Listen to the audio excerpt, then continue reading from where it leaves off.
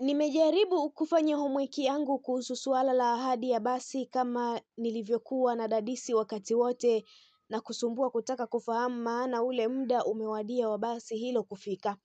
Katika pitapita nimepata majibu kwa kiasi chake kutoka kwa viongozi kwa kiongozi mojawapo wa Simba Sport Club na mnukuu hapo chini. Kwanza nashukuru kwa kunitafuta ila kujibia suala hilo ni kuwa mwekezaji alitoa ahadi 10 ambazo atazifanyia Simba Sport na ahadi hizo ikiwemo basi.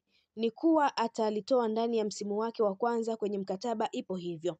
Na suala la Oktoba ama Novemba halipo kwenye mkataba ila mkataba unataja kuwa ndani ya msimu wake wa kwanza kiuhalisia. Hapo hakuna sehemu amevunja vigezo, sisi tunafanyia kazi mkataba na sio maneno, tunatazama maandishi, alimaliza kiongozi huyo. Katika kuendelea kudadisi akaendelea kwa kusema na mnukuu. Sisi kipaumbele chetu kwa sasa sio basi, maana hayo tunayo matatu tayari na tunayamiliki sana.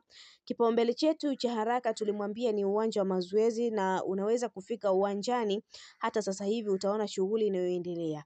Amenunua vifaa vya kisasa kwa ajili ya maintenance ya pitch na shughuli inaendelea.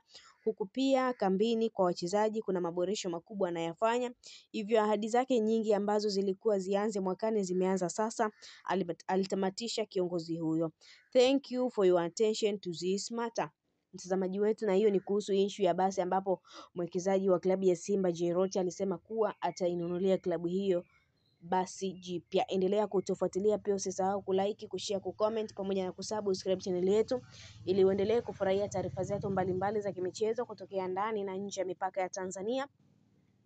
Kwa taarifa kemkem, allow notification kwa ajili ya kupata taarifa zetu pindi tunapoweka taarifa mpya kwenye channel yetu ya Nel TV. Nel TV inakusanyia mjumuiko wa taarifa mbalimbali na kukusogezea hapa ili wewe mtazamaji wetu ufurahie kila taarifa inayotokea. Endelea kutufuatilia. Mimi ni Liz wa Sport, hadi wakati mwingine, bye bye.